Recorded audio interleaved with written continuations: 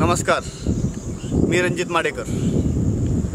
आज आपण आंबा खत व्यवस्थापनाबद्दल मी आपल्याशी चर्चा करणार आहे। माझा जो काय अनुभव आहे ते तर आपण ह्या जो मोहर बघताय त्याला आपण गेल्या वर्षी मे मध्ये ह्याचा पाचटाचं मल्चिंग केलं होतं ऊसाचं, आणि वेळोवेळी ह्याला जीवामृत आम्ही पावसाळ्यामध्ये खूप प्रमाणात दिलं होतं। तर खूप स्वस्त आणि कमी ह्याच्यामध्ये आपण ह्याचं व्यवस्थापन केलेलं आहे।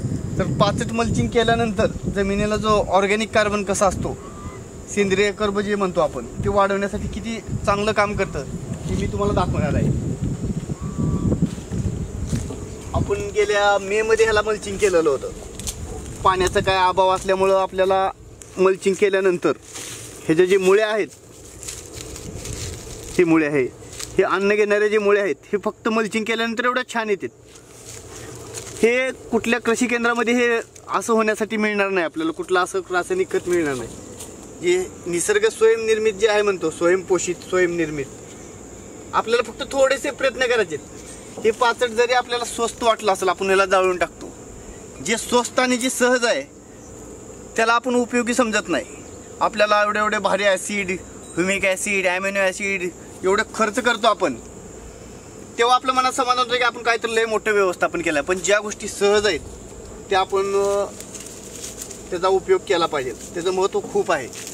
हे तुम्हाला उदाहरणार्थ हे झाड दाखवलं, त्याला जीवामृत दिलं होतं।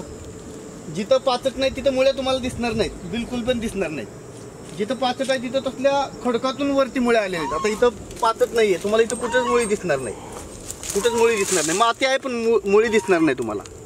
हा फरक आहे। मल्चिंग केल्यानंतर किती किती मुळे असतील। हा हे बघा, हे अन्न घेणारे मुळे। हे जर तुमच्या बागेमध्ये मुळ्याच नसतील तर तुमचं अन्न अपटेक होणारच नाही। तुम्ही किती जरी रासायनिक खताचा डोस दिला, किती जरी केलं, ह्या गोष्टी सुरुवातीला आहे। हे असं मुळ्याचं जाळं तयार झालेलं आहे। धन्यवाद।